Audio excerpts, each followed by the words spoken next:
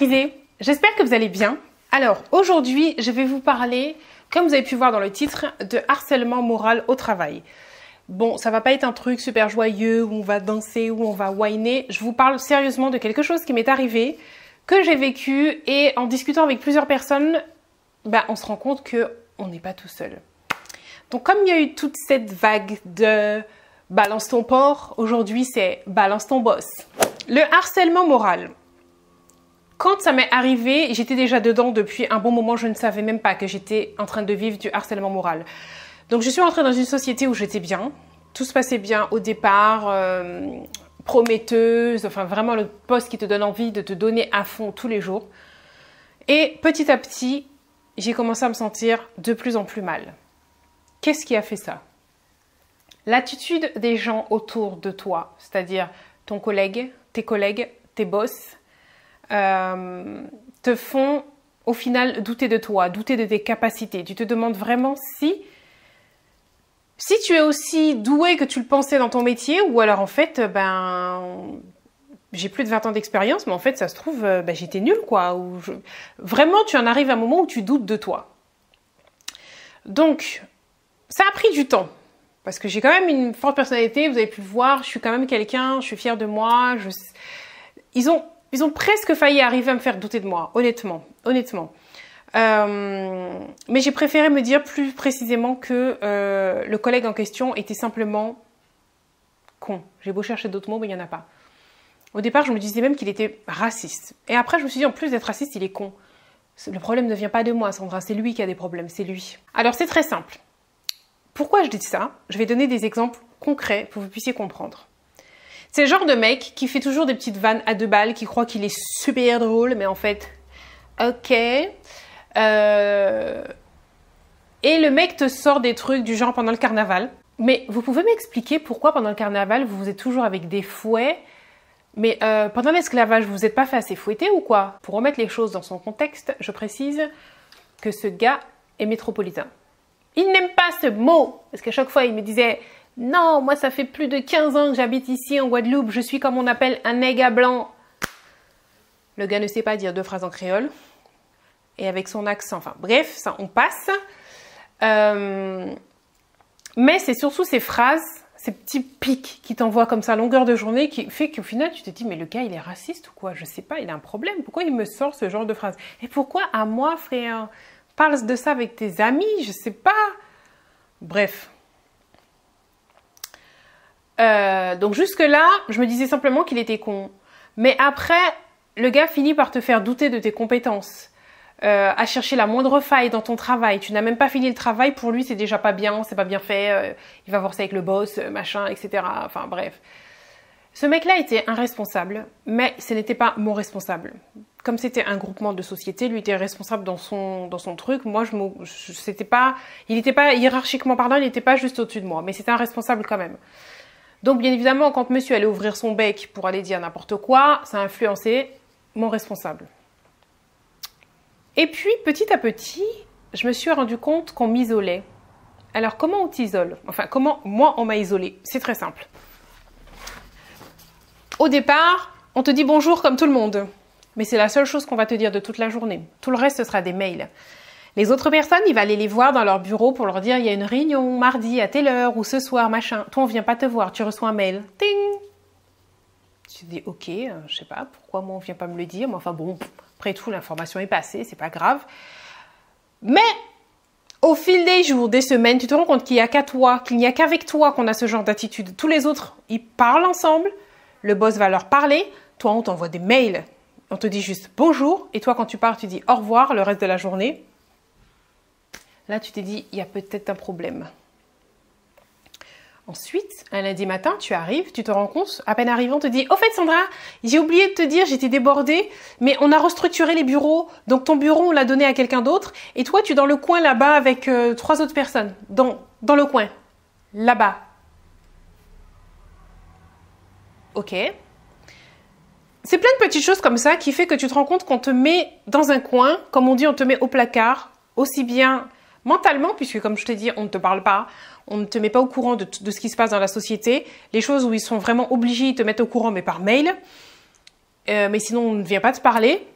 Et on te met aussi au placard physiquement puisqu'on t'a déménagé ton bureau, on te met dans un coin. Mais vraiment, c'était un coin.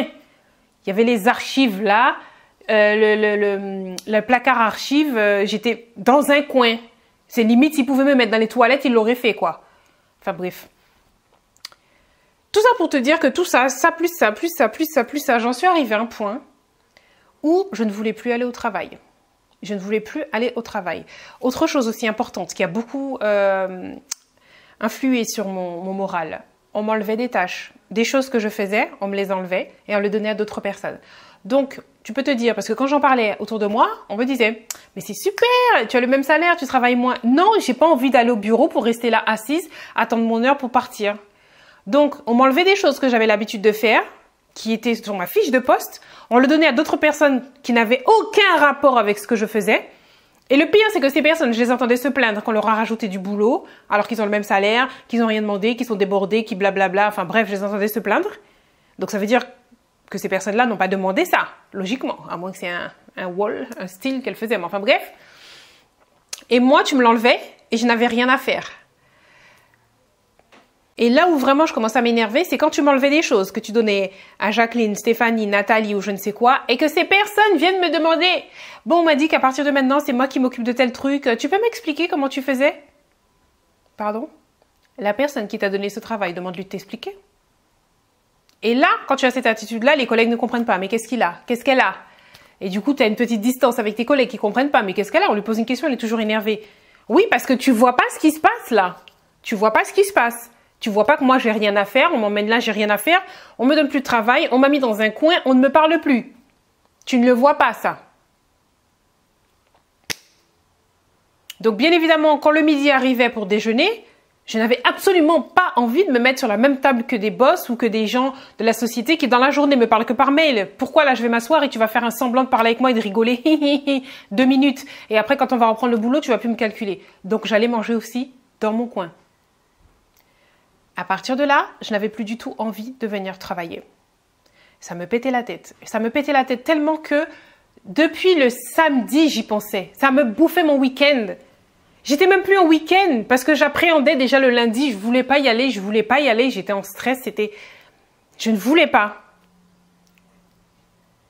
Et c'est à partir de là où, franchement, j'ai vu que ça commençait à influencer moi, ma joie, mon sourire. Moi qui l'ai dans toujours dehors. J'avais le visage bien fermé pour aller au travail, dans la voiture, au travail. Et la limite a été franchie, c'est-à-dire que même chez moi, il m'avait volé mon sourire parce que je ne pensais qu'à lundi, je ne veux pas y aller. J'étais déjà triste. On est en week-end, mais je profitais même pas du week-end. Je sais même pas si vous arrivez à imaginer le truc. Ça me bouffait. Ça me bouffait. Et plusieurs fois, au départ, je suis allée voir mon boss pour lui demander est-ce qu'il y avait un problème. Est-ce qu'il avait quelque chose à me reprocher. Et lui, à chaque fois, ah non, non, non, j'ai rien à te reprocher. Tout va très bien. Tout se passe bien. Pourquoi? Parce que je vois que tu m'enlèves des tâches. Tu m'as enlevé des tâches et tu donnes à d'autres qui sont déjà débordés. Il y a un souci, je ne le faisais pas correctement. Non, non, non, on est en train de restructurer, machin, j'entends encore sa voix et ses phrases toutes faites avec son sourire hypocrite. Je dis hypocrite parce que je suis sûre qu'à l'intérieur de lui, il était comme ça.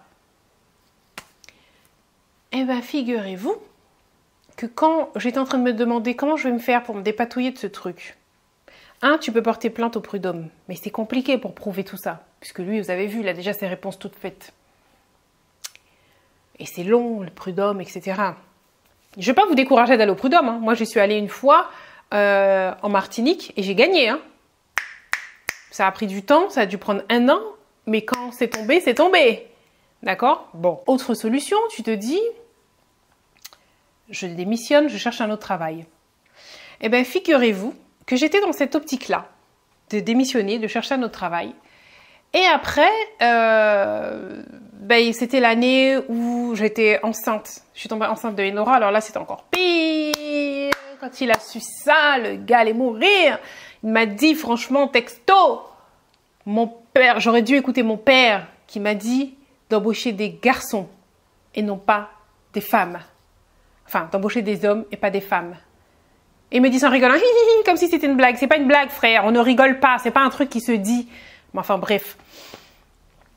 Je me suis dit, quand je vais reprendre, je vais pas démissionner maintenant parce que qui va embaucher quelqu'un avec un gros ventre, machin? C'est mort, c'est pas possible.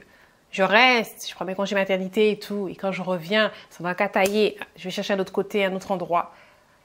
Et Bandier grand, pendant que je suis tombée enceinte, il a fermé sa société. Ça a fermé. Donc, je me suis retrouvée avec des indemnités et tout et tout. Et c'est là où je me suis dit, Sandra, fais une pause. Et depuis, je me suis lancée dans mon activité où mon propre boss, c'est moi. Je fais ce que j'ai envie, je travaille quand j'ai envie, je travaille pour mes objectifs. C'est moi qui me dis ce mois-ci, je veux gagner tant, je bosse pour gagner tant. Personne ne me fait des commentaires inutiles ou des blagues à 2 balles. Voilà. Et ça fait du bien de ne pas avoir à supporter des collègues. Parce que quand déjà tu n'as pas envie d'aller bosser et que tu es dans le même bureau que l'autre imbécile qui te sort des phrases à la con, « Ah, cerise, on peut voir la queue » ou des trucs comme ça imbéciles, j'avais qu'une envie, c'est de te faire bouffer l'ordinateur. Mais il faut rester zen parce que sinon, ce qui est bizarre, c'est que quand les gens t'envoient des petits pics comme ça, quand toi tu réagis d'un ton énervé, c'est toi qui passes pour la fille qui a un problème. Mais qu'est-ce qu'elle a? On peut plus lui parler, on peut plus faire de blagues avec elle. Voilà, c'était ça. Enfin bon, voilà. Donc, la conclusion de cette vidéo, si tu es dans cette solution, il y a plusieurs portes de sortie pour toi. Tu n'es pas enfermé, tu n'es pas cloisonné. Je sais que ça peut paraître bête de dire ça, mais je t'assure que quand on est dans cette situation, on a l'impression que tout se ferme sur nous. On ne voit plus de portes de sortie, on ne voit plus de fenêtres, on ne voit plus rien. On a l'impression que c'est... On va pas s'en sortir. Tu as plusieurs portes de sortie. Tu peux démissionner. Ou si tu as envie de te battre, tu peux porter plainte. C'est puni par la loi. Le harcèlement moral au travail, c'est puni par la loi. Tu peux porter plainte si tu as envie de te battre. Si tu n'as pas envie, que tu veux juste vivre ta vie et puis fous amitié, tu démissionnes. Pars. Après, tu vas te dire, ouais, mais je démissionne, mais comment je remplis mon frigidaire? Il y a d'autres sociétés. La société dans laquelle tu es, ce n'est pas le seul employeur. Et mieux encore, tu peux aussi créer ta société.